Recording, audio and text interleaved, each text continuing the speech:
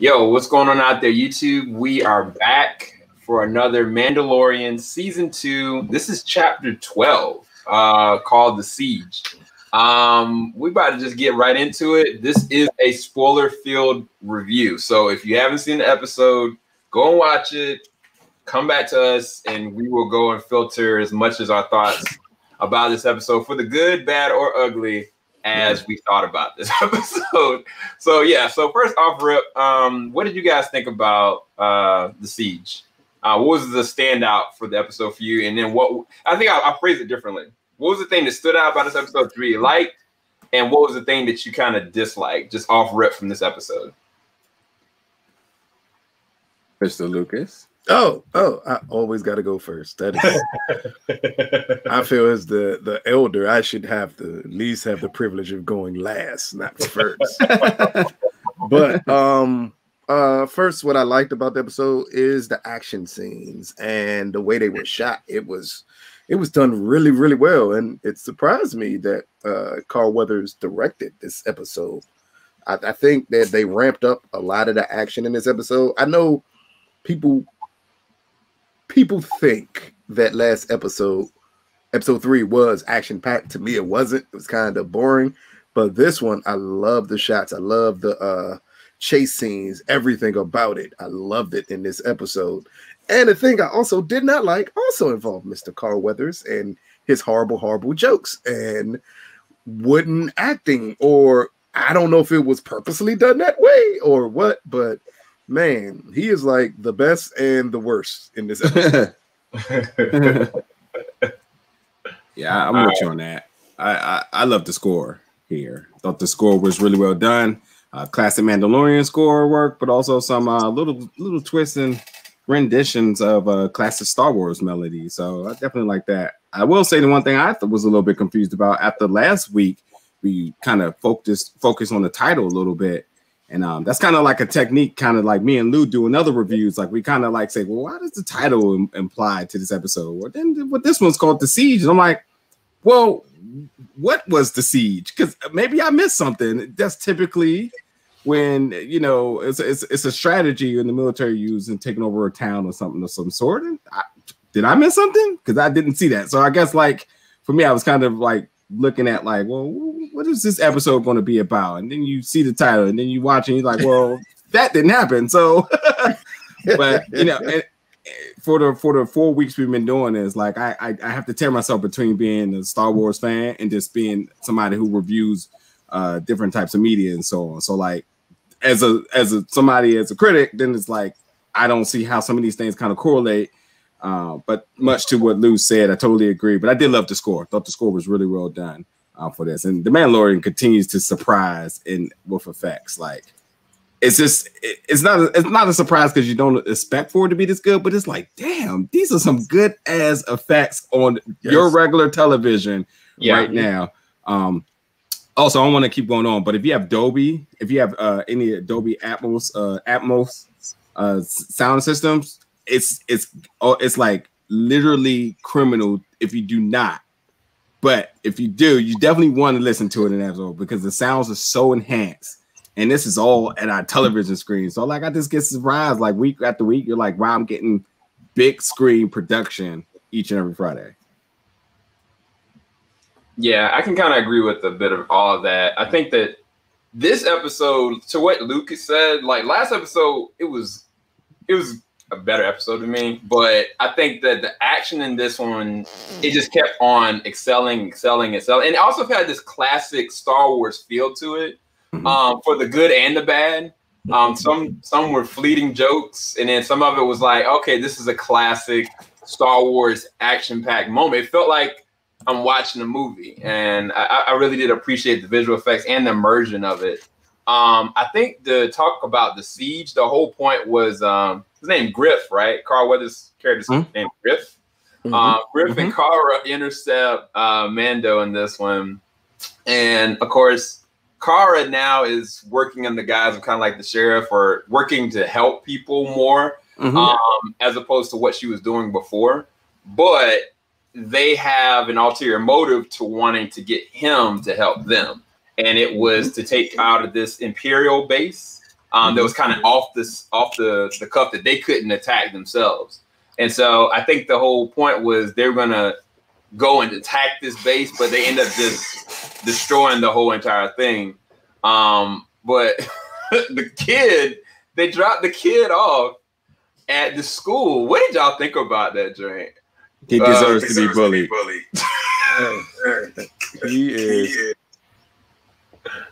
He's we know he's a murderer. And now a predator. A predator. And now we know he's a thief. Yeah, and I'm not even sure if he's even on the way of the Force, because he's using his Jedi tactics for bad things. Hey, that's what I was about to say. Like, is he like Anakin Light or what here? Because this makes no sense. He's using his Force for everything negatively. Well, I definitely want to add something to that. Here's something super interesting. Okay. So he's the asset, and we heard at the end of the episode about the M count. And the M count is a correlation to basically just the number down, is how much Force energy does a certain person have. And we know that Yoda is one of the ones who has like one of the most, one of the biggest M counts. But do you know who also had bigger than him? It's not even a hard guess, but it's Anakin. So you remember on this, they said that, we don't think we can find anybody with a bigger M count than this guy. So I'm like to myself, like, yo, look, I think they're laying down the blueprint right now. This little baby Yoda person, there's a reason why we never seen him in anything else. They're gonna like, oh, we're not letting Anakin 2.0 happen. This dude's a little bit on the wild side. We're gonna have to make sure that we handle this the right way this time. He's not the chosen one. So that's a hard man. That's going into deeper things, because at this point, Luke would be right around his 20s, and he hasn't even started to ramp up training people yet. So it's kind of like the kid. One of the things with the Jedi Order is like they wanted to recruit kids while they were very young to be able to make sure that they know their guidance, know where they need to be. And I mean, he definitely is using his abilities in the worst kind of ways. It's just hilarious to me. I'm sorry. Like, every single time this little kid is just having the time of his life, I'm like, that is what a kid does.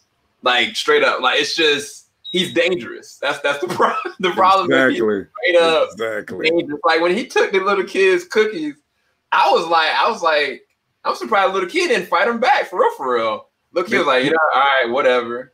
He took his cookies and he didn't move. He's not fighting him. He don't know how the hell he got the cookies. And then the little, I want to say no word, the little bugger then eats the cookie and turns to the teacher like, yeah, now listen to her. Don't look at me. These my cookies now. Like, that's what got me more than anything. It was the turn to look at the teacher like, yeah, these mine now. Don't even worry about it. So yeah, it's weird because then he, just like a little kid would do, he's sitting there just eating them joints, having the time of his life. Mando, in one of the most dope aerial fights, that they've kind of had, just going and doing his thing. Now that the ship is working, because I was like, this whole entire time, he's been using this ship crippled. Like, I mean, the ship hasn't been really working and active. Now he got a full-on ship. And so when they do their corkscrews, this little kid, like, he was like doing this, and all of a sudden, fit all up everywhere. I was like, that is a classic child, straight up. Like, that seems realistic to me. Yeah, they want y'all to feel he's so innocent and all this. He's so cute and all these. Yeah, 2 episodes prior to this. And people went online. It's so funny because people were online defending it, and then people were just like, no, a spade is a spade. This dude is a predator. Yeah, he'll eat anything. Like, for real. Like, it's he'll eat your whole species and don't care if you are the last of it either. Yep. That's what he tried to do. Is kill their whole species. Genocide at its peers. So all right, so let's switch gears real quick. Got this man, he came back. All right. So he made his appearance in this episode, Moff Gideon. And before that even happened, you find out that the Imperial base that they were trying to, take out because they figured it was only a small amount of people. But no, like it was being defended because it was a laboratory. And in the laboratory, they had been cloning and altering things. It also made connection, of course, to the child. But what are they doing here? I'm just curious, you guys' thoughts. This is all theory, you guys. Unless you guys know something I don't know. The next shot right here, I'll pull it up, is the thing that was confusing to me. What is going on? Like, so this has been the most. This is what I've been wanting to talk about the most here because I don't know. That's why I want to lay out some theories. Number one, this episode is a clear display of the clones being trash. I mean, I don't know who's worse, the clones or putties. Like they're neck and neck for being the worst army ever. But so you think Moff is going to move with a more elite squad? We've seen different elite stormtroopers throughout time. But this is one that we totally really haven't seen. But have we? Because a part of me started thinking like, yo, is this the Purge troopers from Jedi Fallen Order? And would they be doing something like that? And I'm thinking like, of course we've already known, like, if you play the Jedi Fallen Order, and again, this is just a theory here. We know they're more of an elite squad, and we know they can handle their own. So is this a sense of like, are we seeing clones being made, specialized clones being made, replicating Jedi, using the M count to replicate or to use these genetics in the production of these troops? But they don't have enough to make a whole army, so they're only making a core amount to run with Moff and do what he got to do. So whatever it may be, if they're a group that we've already seen before, or if they're not, we know they're going to be a special elite squad, much like the Red Squad that was with Kylo Ren, not Kylo Ren. What's his name that Kylo Ren killed in like 10 seconds? What's his name? Yeah, everybody knows what I'm talking about. Yeah, but yeah, him or something of that sort. So that's what I'm getting with that, and I love that because what I really love about a good series is that I like to see the goods get good, but I also like to see the bads get bad. I hate when it's so lopsided that you just see the good guys get better and better, and they do what they got to do, and it's like the bad guys got one shot and that's it. And it's just like, no, we see Moff being strategical. He has the dark saber. He has these group of clones who clearly got something to do with the Force here, or the M count, and he's getting right for war. He's not sweating at all. He barely moved. That's what I like to see from a bad guy. I want the bad guy to know that he's in control, even when the viewers may not think he did. So I'm excited. I'm definitely excited. Lucas, you got something? I got a theory. What do you got, Lucas? Well, all I saw from and talking to somebody who unfortunately reads a lot of Star Wars books, and I mean unfortunately in the best way humanly possible. All he told me was those were the dark troopers that are powered by the dark side of the Force. They're also powered by the dark side of the Force. Yep. So he said when he saw that, he said that's the first thing that popped into his head, and he said it's taking some more myths away from the books, which they've done a little bit in this series, and they just enhanced it by putting it here. That's all he told me about it. Because again, I don't know much about it, but then he told me about it that way. Yeah. And we've seen the Dark Troopers season 1. So it could be that, and we could just be seeing the origin of why they are the elites. Or it could be like, well, the Dark Troopers didn't hold their own last time. I need to step it up. And that's why they need the kid. I'm about to say, and it plays a lot. I think for what most people who believe is the Dark Troopers, it plays a lot into the reason that the base was there. Exactly. Because we clearly know that they were ciphering blood to make something Force sensitive. And it would make sense for them to do it to the Dark Troopers. Exactly. And I mean, I think the reason why I wanted to bring this up is because there have been throughout this whole entire Star Wars, even just the movie universe in general, clones. Like clones have been a big prevalent thing with the tide of the war shifting and changing since the Clone Wars. And even in the last, Rise of the Skywalker, your boy Palpatine was a clone. You know what I'm saying? Like what he did with what's the name? He was a clone. And I'm just curious, like the people that were guarding, what is this guy's name from The Last Jedi? Oh my gosh, what is his name? Oh boy. Snoke. Snoke, there we go. Good job. Snoke. He had this whole red army that we never saw what they even looked like. We had no idea, but they were able to go up against Kylo Ren and near about kill him if he didn't have Rey on his hands.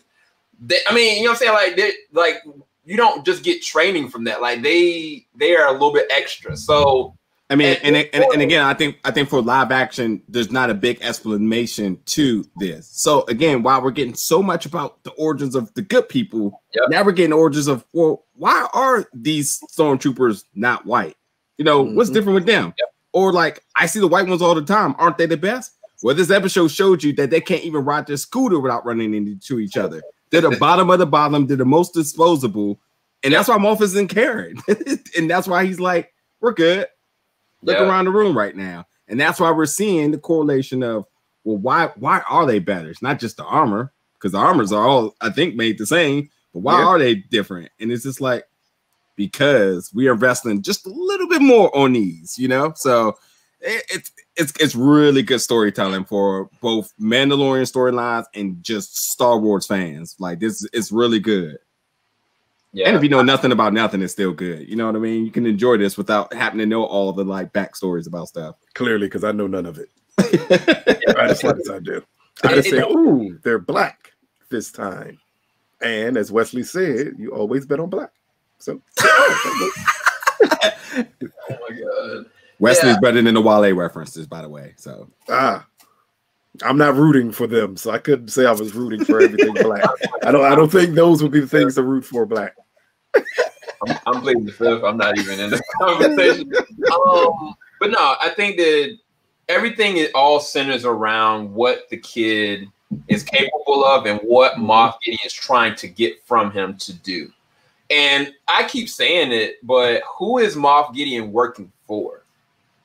Like, I don't think that this is just his prime directive. I feel like somebody is influencing and showing him a way to go.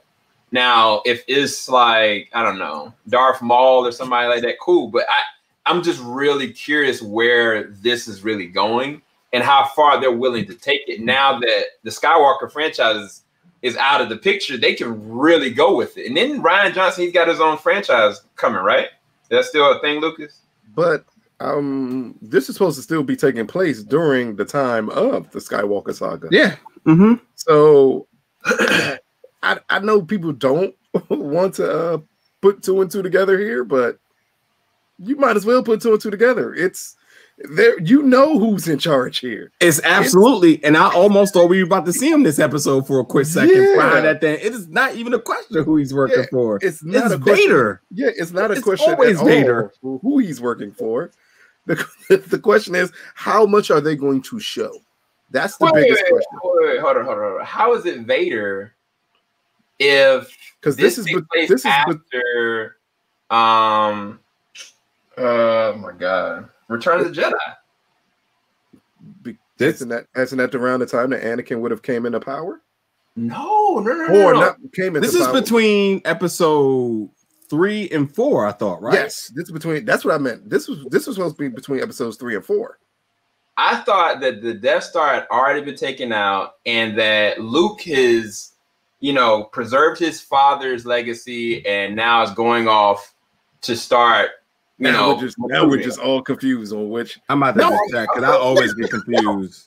Now we got to figure it out because I thought that remember when we went to the episode that had them at the small town, they were like, after everything was done and the Death Star finally the second time was gone, things didn't get much better. And because it's between Return of the Jedi and The Force Awakens. So it's 7 and it's 6 and 7. Yeah, so Vader's dead. Like, there is no Vader at this point. So then if Vader's dead, they wouldn't be Darth Maul either. I see. It's a little no. It is Darth Maul because Darth Maul. They never ever said what happened to him. And I'll take away the animated series, but they never said what happened to him when he failed. You know what I mean? They just say like he just failed. We know that there's been other things that have just failed and all of a sudden reappeared. So The question would be the people who built up Kylo. Wouldn't that be the people who are trying to insert their power now? See now, because if this is between Return of the Jedi and The Force Awakens, it would be during that time period that the people came into power that are attempting to build Kylo Ren to be the person that he is. That's what I'm saying. But we don't know who created the First Order aside from Snoke. Like, we just know that it was this gradual progression from the New Republic and then eventually the First Order. I mean, it definitely seems like it's getting there, but there's so many years in between that time. That's why I was talking about the Rian Johnson story, because that was supposed to be taking place between that. So I thought the Rian Johnson story was supposed to be taking place after the Skywalker saga. Is it? Yes. Man, now we're confusing each other now. Yes, Rian Johnson's story was supposed. That's why they showed the kid at the end of The Last Jedi. He was supposed to be the branching point off for Rian Johnson's separate story. So his story was taking place after that point. I think right now, with it being at this point in the middle where they can do almost anything, maybe you need to start looking at the books to see who are the people in between the movies and the books, because that's clearly the direction they tend to be going into. I think Disney never wanted to lean into the books for the movies, but they'll gladly lean into the books for the shows. Shoot, man. All right, so just to answer your question really quick, because I know we was all over the place. I mean, nonetheless, if you want to, if we just want to throw out theories, because now I got a little bit confused too. It's got at this point, then it's got to be Snoke, and then obviously we know Snoke is being the strings are being pulled by Palpatine. So and it's just because he's still part of the Imperial soldiers. There's still a government still being ran, and he just follows within rank. So and I guess it's like we're looking for who's the big person pulling the name. I mean, there's obviously probably room for somebody else to be introduced. So I mean, it's good. That still makes it very interesting, Yeah, it's still a lot we just really don't know, and it makes possibilities of anybody showing up endless. But what did y'all think about, I guess, the part that we're not talking about, which is the banter between Griff, Cara, Mando, and I forget what the other dude's name is, the random alien guy. I forgot his name. His Bluefish Man. Yeah. I'm gonna call him Bluefish Man. Like, he was calling it out like it was. Like, I was like, you know what? It ain't no guardrail around there. Like, why are we doing this? What are we? I thought that was funny too. All I was distracted by was Carl Weathers, and I don't know if he was purposely doing the wooden I can't act thing, or if that's actually the way he they're back and forth whenever it involved Carl just seems off. It's like trying to land a joke and the joke repeatedly doesn't land, and then you're stuck. And I was just like, oh, okay. Like the blue guy was carrying the whole discussion. Yeah, that's what I was gonna kind of bring it to. Like, he was the most interesting out of the bunch. Like, Gina was the action person, Mondo, of course, doing action, but Carl was just kind of like the OG, just kind of chilling back. I was low key, I thought that Griff was gonna get killed in this episode, to be honest with you. Like, it kept on feeling like, yeah, he's gonna be sacrificing himself to do something. But maybe it was because he was directing. He was focusing on directing, and no, we're not gonna let him get that excuse off, buddy. No. There's been plenty of people that direct things, and their performances just don't come across as bad as Carl Weathers does in this episode. So I don't know if it was purposely done, though. That's the key part. Maybe it was purposely done for him to be as bad, because maybe they thought if he's as bad as he is, that the jokes will land better. Like that whole back and forth when they were getting out of the ship, it just seemed off. The whole time it seemed off when they were discussing it. So I don't know. Maybe it was meant to be that way. Yeah. I don't know. It definitely was kind of fleeting to me. I did like the blue guy. Mythral. That's his name? Mythral, yeah. I'm glad he didn't die. I'm glad he didn't die. That's all I can say. It's like at the end, it's like it's Disney. You're not dying. These things don't happen. Hey, yo, they killed my man. I Have Spoken at the end of this season. Like, yeah, but like nobody that got like a comedic tone like this guy. So I was like, "There's no way." For me, I was like, "Yeah, for sure," but I don't know. Yeah, he'll be around for future episodes. Mm-hmm. To bring that comedic touch. Speaking of future episodes here, I mean, we gotta talk about the big elephant in the room. What kind of we got a trajectory possible for Carr. So we seen that. I mean, obviously, we'll keep it 100. There's been some controversy around her and her tweets, and Disney, and Disney doesn't like their people doing things. So she was originally going to have a spinoff. Dak said that went to a no. We're not doing that no more. But now you give her away. No, when did they cancel that? I don't think they canceled that. In this episode, it felt like that's what they were pushing her towards. Yeah, it felt like they're setting her up for a big hero run. Yeah, that's all it felt like in this episode. Yeah, that's too. Like the whole leaving the thing there and her look and the back and forth and the sadness. That's all a hero setup. That's 100% a hero setup. Yeah, I mean, unless I'm wrong, I definitely seen that they do not have plans on moving forward with that series. So, I don't know, but either way, if they do or they don't, depend on the source of wherever I seen that at, they have now we now see the way of how she can be written off the show. So with her getting her coin, shall I say? And now, like I say, you see the kind of the brainstormer going as to like, well, what is she going to do? She feel like she doesn't fit in. But they say that they can use her talent, and there's a big award to be formed. She's in somebody that's walking in the same footsteps that she potentially could be doing. So I thought that was just a really good way to leave that possibility open, whether it is going to happen or not. So. See, that's what I thought when she got it, and leaving that door open, they're leaving it open for future stuff. Like, even if they decide that, hey, like, we don't need you on this show, but if we could branch this one character off on multiple shows and then possibly give you your own show, because whenever I hear in a movie or a television show of a bigger purpose, whenever they say bigger purpose, it means that we can expand you past just where you are here. Yeah. Mm-hmm. Mm-hmm.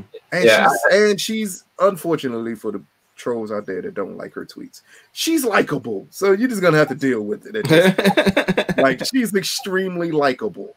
Mm-hmm. Mm-hmm. Yeah, I mean, political views aside, she hasn't done anything malicious that Disney would kind of cast her out. And it's not even on some bad press. I really felt like this episode, it literally started with her and it ended with her. This was more her episode than with Mondo's. And the fact that they had her start where the other Mandalorians kind of were residing and she was kind of just cleaning up shop, like, it felt like that other episode with the other Mandalorians where they were being platformed to somewhere else as well. Where it goes, I have no idea. And then even deeper than that, the next episode is named The Jedi. So I'm assuming that this is Rosario Dawson's episode. I could be wrong, but what are y'all? It ain't the child. It ain't the child in this episode, because clearly we got confused on which episode this was between. Yeah. I mean, I know, and at the same time too, I would never fault that, because at the same time, it doesn't matter. It's still for Mandalorian storyline purposes. Now, what about absolutely can articulate that, but like, yeah, where does it fit in the Star Wars saga? I mean, what about the general? You all would know about him. I know people who read the books and know about. I can't remember his name. Was it THRAWN? Oh, the blue dude. Yeah, because wouldn't he be somewhere in between this part of the story also? Is he even still alive at this point, Nature? Because I don't know. I didn't look at the cartoons. I hadn't read the books. What is his name? Is it General Tar? I don't think he's alive. because it's never crossed my mind to say that he should be alive. So I mean, again, the biggest mysteries of who's still alive has been Ahsoka and it's been Darth Maul, because it's just like what I mean. When you assume Darth Maul was dead, then the Clone Wars and all that came out, but then we never got the resolve for that. Yeah. So General, like General who? Thrawn. Yeah. That's it, General Thrawn. But then we know Darth Maul was also clearly crippled a little bit and alive from the Solo movie. Yep. And all of that to them, one thing about Disney, everything has to be connected to everything. They'll never not do that. So if you look at the movies versus looking at the TV show, everything is connected. So everything plays a major part on how the story moves forward. So I think maybe we're looking for a big antagonist that Carlos Esposito. Am I saying his name right?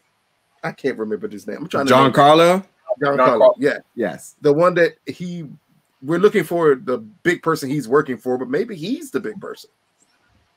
Could be. I mean, it's not in true Star Wars fashion. Do we see the big person on the ground? Yeah, we don't at this point with this type of show. Maybe the Mandalorian isn't meant to give you the huge reveal. Yeah. Maybe again, I've always thought it was a setup show. This sets up everything for a much bigger universe that they're going to attempt to branch off and build between this episodes 4 and 7. Am I saying that right? Yeah. And so one last question to leave you guys with. So I know y'all love this adorable child. Murderer. Where did they get the blood to clone him? Because Yoda's been done. Remember the first episode? Yeah. Remember, they didn't clone him. He's not cloned. They're using him. Yeah. No, I thought he came from somebody else's blood. I thought he came from. See, now you got me tripping like I ain't watched this episode. They used him for blood to clone. Clone things. Yeah. So in the first episode, episode, they got his blood when they was behind. That's when he was just like, "What are you doing to him?" Yeah, and that's why Mando looked weird when he heard the message of, "We got it, some of his blood, but we didn't extract enough of it." Exactly. Because Mando knew exactly who they were talking about when they were saying that. So the issue is they extracted some of his blood, didn't get it all. Mando thought the general was dead, so he thought that was an old message, and they like, no. He's still alive. So that's telling him that, there's all of these are new plans. Like, these aren't old plans that they were trying to do. Mm-hmm. Yeah, no. I'm talking about, I mean, that all that makes sense. I'm talking about the kid's origin. That's what the kid was created, and then they left him incubated at this controlled area, and they needed to retrieve him back. I thought that he was always genetically designed from Yoda or somebody else. That's I always assumed. No, if I understand what's happening correctly here, and I know people are going to be in the comments going crazy, is that they took this kid from somewhere. Yes. And they said, we need him because we know his bloodlines. We know that his force line is super force sensitive. So we're going to take him, experiment on him, use that to create either a bigger army, a stronger army of clones, make whatever the hell they want to do with it. Force sensitive clones. Yeah. That was the goal. And then they realized, like, yo, if we allow that to happen, do you know what the Imperial soldiers could do? They can rule the galaxy easily with their clones without even having any Sith. Yeah. So they said, no, we need you to take little homie back to his people and protect, and so they can protect him. And there's, in other words, there's a balance because everything is about balance. So what you're saying is that either the kid came from nothing or he came from a family. That's what you're saying. It was the same. So to me, they built it that he came from a family and they took him. When they realized he was force sensitive, and the goal was to drain everything about him. Interesting. To build their army, and Mando stopped them. By taking the child, and when he stopped them from taking, because that's why they're constantly looking for the kid. They don't want to save him. They want to destroy him and take everything and put it into their army. They are not looking to raise him to be like Anakin, where you want to turn him to the dark side. They don't care about turning him into anything but plasma to use for their soldiers. Not to mention, there's two important things to bring about that. Number one, especially now since you know the timeline, you also don't want the Anakin thing to happen again for their sake, because that didn't go good for them either. Yeah. Where they was like, "Oh, he's the guy." Oh wait, he almost destroyed everything for us. My bad. He may not be the guy, but if you make him a clone, then he's controllable. So you don't have to worry about none of that getting out of line stuff. Because like of all the clones, there's only been like one or two that's ever, one or two that kind of did their own thing. So talking about Star Killer. I was talking about the two brothers on Clone Wars. Yeah. But yeah, you're right. But I think this is a more controlled way of them, stating their dominance by saying stronger force-sensitive clones that we control. We don't want to create a Sith. Okay, that didn't go well for us. It's just all over the map now because that's the way they want it to be. They need it to be all over the map because they need to keep you guessing. It's small they don't want to give, but it's expandable. Yeah, they don't want to give any like conclusions on anything. They need everything to remain open. Yep. I mean, Boba Fett clearly. I think they're saying he's in the next season more than this season, and that's which has just been confirmed and start filming. Yep, that's the only hint that they gave you to anything is that. Like, so that tells you that they're trying to build something bigger. Which, I'm just happy when he gets rid of the baby, and we get to see where this story actually goes to. Because you can't have man and baby. We don't need Gunsmoke, so you can't have them running around for 6 seasons together. Like you're gonna have to have him pass that child off and then have the story like really get to where it needs to go. Yes. Yeah, I think, well, 2 things. I theorize that eventually the baby's gonna have to go and do his own thing, but they might do like a time jump, maybe. Kind of age him up a little bit, which would be more interesting. But I think I keep going back to like the parents that they took him from, did they just kill them? Like, why wouldn't the parents be trying to retrieve their child? Haven't you learned, I'm going to call you by your whole first name, Samuel. Haven't you learned your lesson from The Force Awakens about attempting to figure out what they do with parents? There is no need to worry about the parents. None. Don't worry about the parents. They don't matter here. We've learned our lesson. We waited 6 years to see where Ray came from. Nothing. Nope. We got not gonna focus on parents here. Just focus, I think, mainly focus on what are the other series that they have lined up with this series. Because that's what's going to be the most important part. What are the other series they have lined up with this one? So you got the Obi series, which I forget which one that's between, but then you got the supposed Lando series, which they have again. What's that between? Yeah, look. And then, here's the other thing too. They can do, and I don't want to make this drawn out, but Disney can do what Sony only wish they could do, where they can say we're going to do a bunch of different things and none of it happens. Disney can say we're going to do all these things to get you hyped, and they'll eventually come, and we'll make it make sense. Just wait, though. Just take your time. And it's why you have to plant seeds everywhere. You got, especially Star Wars. Star Wars is all about lip service. Everybody wants to talk about it. Everybody wants a theory. Everybody wants to be in the conversation. And it doesn't matter because once it happens, everybody either hates it or love it, but there it is. There's only 2 shows that they have for sure already in production. Obi and Bad Batch. That's it. Yep. Yeah. And so, I mean, I guess off of all that, like this episode definitely had us talking more than we normally do and theorizing more than we normally do. Was this a good episode? What did y'all think about this episode? Oh, I love this episode. Again, I love the action. This, as Najir said, like this is movie quality, everything in this episode. Some of those scenes when they were the chase scenes were immaculate. Like I was confused at times. I'm like, wait a minute, am I watching a television show or did this like jump into an actual movie? It made no sense that some of these effects look better than Rise of the Skywalker. I was like, wow, this is amazing. Lord. Yeah, I agree, dude. We're back on the storyline. So we got what's happening with season 2. We got progression of it, as we like to sort of say the other 2 episodes was minor fillers, but this was a really big step forward in the storyline. Next week's going to be crazy.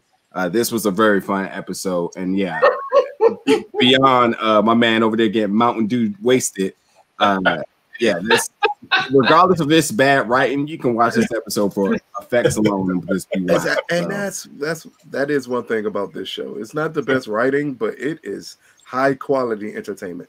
Yeah, I completely agree. I think I really enjoyed the episode because it engaged me. It like hit a lot of different notes. I think it was directed well. I think that I don't know. There's so many different points that they kind of like. There's threads now all over the place just from this one episode alone. And anytime you can do that, you've done your job.